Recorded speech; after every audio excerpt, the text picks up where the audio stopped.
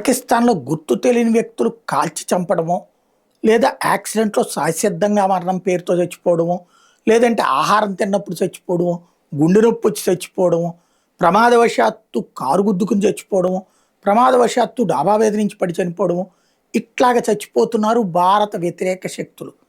అది దేవుడు చేస్తున్న మంచి భారతదేశానికి అందామా? లేకపోతే వాళ్ళ పాపమే వాళ్ళకి పండిందందామా? లేదా దురంధరులు అక్కడ ఏదో చేస్తున్నారందామా? లేటెస్ట్‌గా నిన్న, మొన్న ఇద్దరు సచ్చారు. మొన్న ఒకడి గురించి చెప్పాను నేను. కారీ సయీద్ అబ్దుల్ అజీజ్ అబూ ఖతాల్ అనేటటువంటి వాడు. వీడు ఖతాల్ సింధీ అనేటటువంటి వాడికి సంబంధించి అంటే మెయిన్ కమాండర్ కాదీ సయీద్ అబ్దుల్ అజీజ్. వీడు ఒకడు పోతే ఇప్పుడు అబూ ఖతాల్ అనేవాడు, ఖతార్ సింధీ అనేవాడిని కూడా గుర్తు తెలియని వ్యక్తులు చంపేశారు. లష్కర్ తోయిబా వ్యవస్థాపకుడు హఫీజ్ సయీద్‌కి అత్యంత దగ్గర వాళ్ళు. ఈ కారీ సయీద్ అనేటటువంటి వాడు అబ్దుల్ అజీజ్ హోటల్లో ఆహారం తిని ఎదురుగా ఉన్న మసీదు కుబాలోకి నడుస్తున్నప్పుడు మసీద్ గేట్ దగ్గరే కుప్పకూలిపోయాడు. నేను ఆ విజువల్స్ కూడా చూపించాను నేను.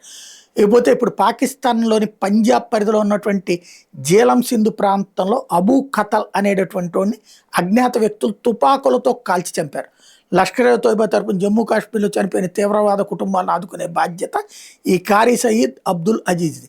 అబ్దుల్ ఖతాల్ వచ్చేటప్పుడు లష్కర్ తోయిబాలో కురేటా లాంచ్ ప్యాడ్ అనే వింగ్ కమాండర్గా ఉండేవాడు.